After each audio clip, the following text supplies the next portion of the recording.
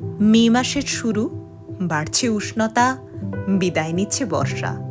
এমন সময় ছুটির দিনগুলো যদি রোদ ঝলমলে হয়ে ওঠে, তখন ব্রিটিশ মুলুকের মানুষ সেই দিনগুলো যেন 200% বেঁচে নিতে চান।